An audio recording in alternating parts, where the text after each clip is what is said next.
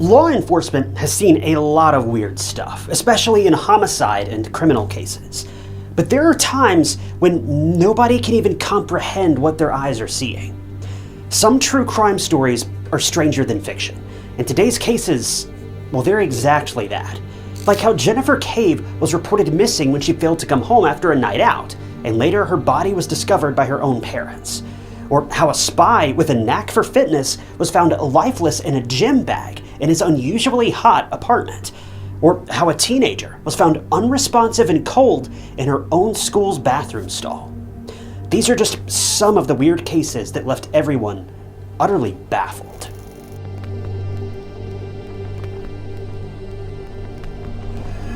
On the morning of August 18, 2005, a man and woman named Jim and Sharon Sedgwick arrived at the Orange Tree condominiums in Austin, Texas. They were looking for Jennifer Cave, Sharon's daughter. They tried knocking on her door for a few minutes, and when they got no answer, they decided to take matters into their own hands, and they walked in anyway.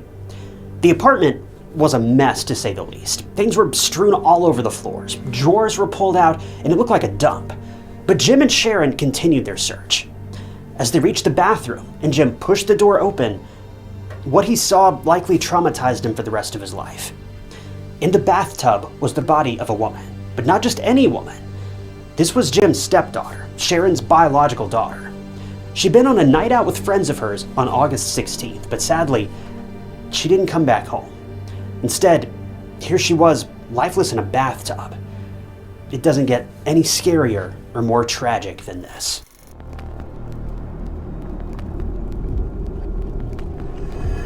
Jennifer Ray Cave was born and raised in Texas, and she had a pretty comfortable life and belonged to a huge family. She was one of 5 girls in the Cave family. Jennifer was super smart growing up. She excelled in school, extracurricular activities, you name it. She was sort of a jack of all trades, good at everything. When Jennifer was still young, her parents, Sharon and Charles, got divorced, and her mom went on to date and marry another guy named Jim Sedgwick. Even though Jennifer's family wasn't the same anymore, Jim loved Jennifer, and all of Sharon's kids the same. Jennifer was also quite fond of Jim, and the two had a great relationship. Jennifer attended Mary Carroll High School in Corpus Christi, and she graduated in 2002. Later, she enrolled in Texas State University and took up finance as her major. She loved the subject, but school not so much, so after a semester, she dropped out, and she worked at a restaurant in Austin, Texas, and then enrolled in Austin Community College and took classes there. So Jennifer was your typical college student. She studied, worked part-time, and was also not above having some fun at parties. And with that said, Jennifer was very responsible. But fast forward to 2005, Jennifer was done with her finance courses, and right before the tragedy that struck the Cave family, Jennifer was offered a position as a legal assistant at a local law firm in Austin, Texas. And she couldn't be happier. She was finally living her dream. She called up her parents and friends and told them about her new job and how she was due to start on August 17th of 2005. One of the people who got to know about the good news was a fellow university student and friend, and his name was Colton Aaron Petoniak. Colton was also studying finance at the University of Texas, and ever since he was a kid, he was a straight-A student, which was the main reason why he got a scholarship to study at the University of Texas. But as soon as he stepped foot into college, he transformed into a completely different person. And that person was not a genius anymore. He became addicted to substances, and he abused them badly. This caused him to become somewhat of an outlaw, for lack of a better term. He was convicted of having illegal substances and sleeping pills in his possession, and he also entered a rehabilitation program to get clean, but obviously that didn't work. He was given a total of just 20 days in prison for this felony. But he also had a girlfriend at the time, and her name was Laura. She was also a student of the University of Texas, but the two had broken up sometime before Jennifer's murder. But anyway, Jennifer and Colton, they were close friends. I'm assuming they hit it off at one of these parties that they both attended. But one thing I want to point out is that Jennifer and Colton were not in a relationship, nor did they have feelings for each other. Colton had a girlfriend at the time that he met Jennifer, and Jennifer also had someone in her life. They were just good friends who frequently met for a good time, and that's exactly what happened before August 17th. But no one could have guessed that this otherwise great night out would end in murder.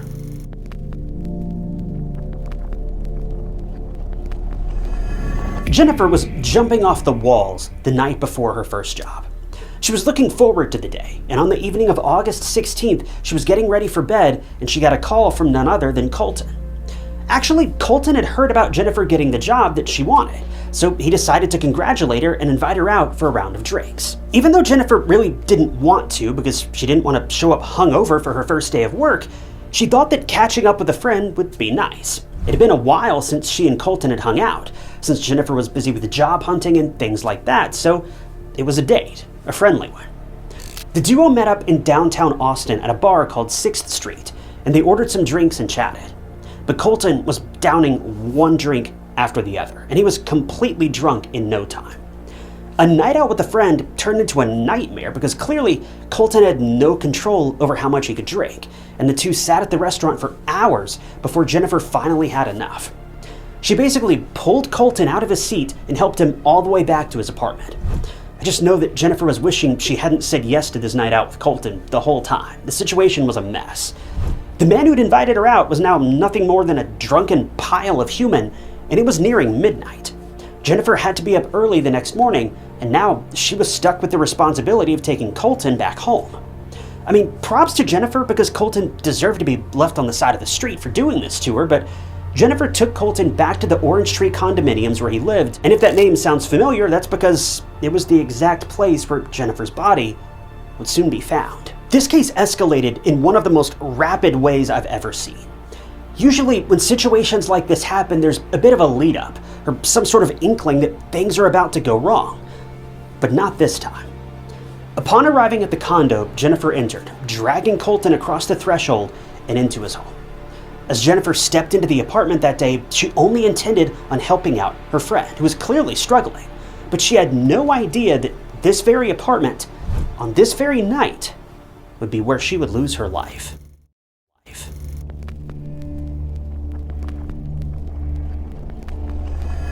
Now, we really don't know what happened in that apartment, but based on the evidence found by paramedics and the police, at some point, a firearm was used to murder Jennifer. Colton somehow pulled out a firearm and aimed it at his friend's arm, and the shot pierced through Jennifer's chest, ending her life instantly. But Colton seemingly wasn't done yet. He went straight to his local store in this state of drunkenness, and he bought a hacksaw, trash bags, an air freshener, and other supplies to help get rid of evidence. Again, there was no lead up to this, no indication that anything was going wrong. Colton was blackout drunk one minute, then up and moving around the next, trying to claim the life of one of his closest friends. It was an escalation unlike anything the detectives had ever seen, completely unprovoked. But what makes this case so bizarre on top of this is that Colton claims he has no memory of this taking place. But let's be real. It's funny how he doesn't remember murdering one of his best friends, but he does remember to buy all of the supplies so that his apartment is clean after the fact, and that all of the evidence is then erased. I'm not necessarily buying his explanation. Well, once he was back at the apartment, he drugged Jennifer to the bathtub and did what he felt he had to do, leaving her body to be then discovered by her own parents. But how do we know this? And what could have possibly in any universe have taken place to lead to such a horrific murder, completely out of left field like this? Well, on the morning of August 17th, Jennifer didn't show up for her first day of work, so her workplace called Jennifer's mom, Sharon, and inquired about it. Sharon was honestly floored when she heard of Jennifer's absence. Jennifer was so excited for this job, she couldn't have just skipped her first day of work, right? Well, Sharon decided to do the next most obvious thing, to call Jennifer, and sure enough, she wasn't picking up her phone. She wasn't answering her texts, and Sharon was slowly starting to lose her mind because of the panic. She then tried calling some of Jennifer's friends, and one of them informed Sharon that she'd been out for dinner and drinks with a guy named Colton. So when Sharon got a hold of Colton's number, she called it, and what Colton said will truly infuriate you to no end. He said that he doesn't know where Jennifer is, and that Sharon should just leave him alone. The audacity of this man. A mom is looking for her presumably missing daughter, and you just tell her to leave you alone? Well, during this time, Jim also teamed up with Sharon, and now that they knew that Jennifer was with Colton, they decided to report their 21-year-old daughter missing, and they went straight to Colton's apartment. See, Jim and Sharon weren't going to wait around for the police because at this point, it had been a whole day and the police were doing nothing to find Jennifer. The cops also told Jim and Sharon that they needed to wait for a search warrant for Colton's apartment to enter. But all of this fell on deaf ears, and Jim and Sharon broke a window into Colton's apartment and they gained access anyway. Not the best thing to do, but in their defense, they'd waited for too long. I can't say I wouldn't do the exact same thing. But that was when Jim came across the grisly discovery of his stepdaughter's body. I mean, it's one thing for a stranger to discover something like this, but for a family member to see with their own eyes, that's just a different level of traumatizing. This was their child. Jim and Sharon immediately fled the house and called the emergency services and the police. Jennifer was killed by her friend, but the police didn't know that yet.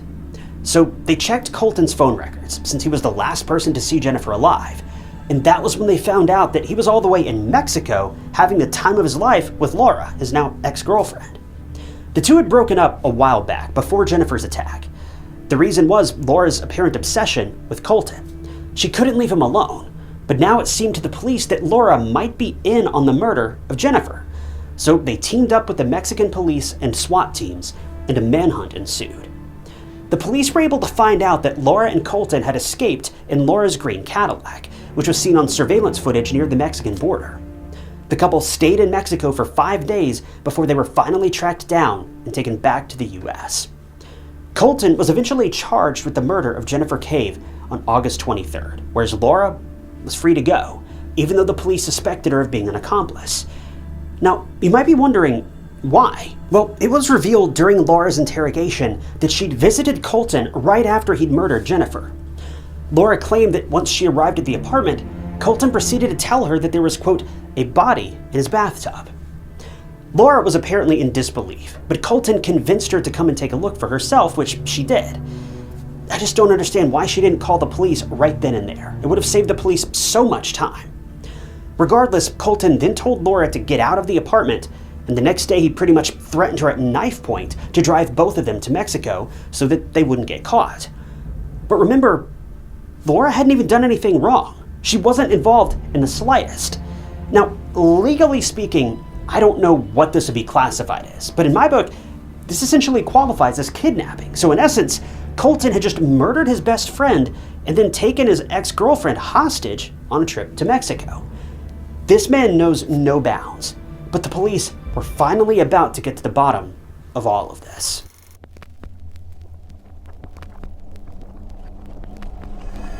Now it was time for Colton to be questioned, but he claimed he didn't remember murdering Jennifer. He said that Jennifer was helping him get up to his apartment, but then he conveniently blacked out, and when he came to, he saw Jennifer lifeless in the bathtub. Colton then tried to pin the crime on Laura, and went on a spiel about how he would never hurt Jennifer if it weren't for the alcohol-induced haze that he was in. Thankfully, no one bought Colton's story. The crime was so brutal, so unnerving, that it really left no doubt in anyone's mind that Colton didn't want Jennifer to come out alive.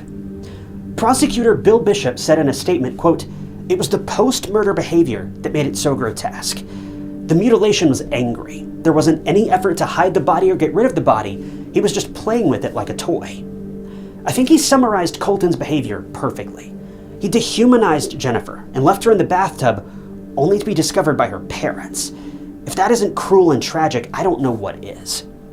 In the end, on January 29th of 2007, Colton was sentenced to 55 years in prison. But get this, he'll be eligible for parole once he's completed 50% of that sentence. That's only a little over 20 years for murdering someone that he called his friend. Where's the justice in that? Colton will most likely be out of prison in his 50s. And as far as Laura, she was convicted of tampering with evidence and hindering the apprehension of Colton, for which she got 5 years and 1 year, respectively. But she was to serve these sentences concurrently. But in 2010, the jury resentenced Laura to the maximum possible sentence, as well as fined her $14,000. So now she'll have to pay fines and get 11 years in prison with 2 years credit for being in confinement already. Now, if you're like me, this may sound like a lot. After all, Laura supposedly wasn't really involved in Jennifer's murder, and she was essentially forced to take Colton to Mexico out of fear for her own life. But it wouldn't be quite that simple. See, Laura had actually boasted about her involvement in the crime to a friend afterward, where she allegedly told this friend that she was fleeing to Mexico as part of her idea, and that she specifically described herself as the mastermind. This directly contradicts Laura's earlier statements and proves that while she may or may not have been involved with the actual murder, she certainly played an active role in the aftermath. Colton Botaniak is currently incarcerated in the Memorial Unit of Rocher in Texas, and Laura was imprisoned in the Lockhart Unit until her release on parole in March of 2018, with the conditions of wearing a GPS monitor, showing up for mandatory checks and monitoring, and having no contact with the K family. Even though we know who killed Jennifer, and he's currently serving his sentence, what haunts everyone to this day is why? Why did Colton kill Jennifer? What was the motive? Did something happen that night that drove Colton to the edge and he saw no choice but to kill his friend? Was there some other reason? Was Colton jealous of Jennifer? Was it rejection and resentment that fueled Colton's attack? We may never really know, because the only one who knows what went down that night is Jennifer herself, and now she's gone forever. Colton to this day claims to have no memory of the crime. Thus, he isn't willing to reveal his motive because he claims he doesn't know. But Jennifer's dreams, her aspirations, her future, everything was put on a permanent hold that fateful night, and no one knows why.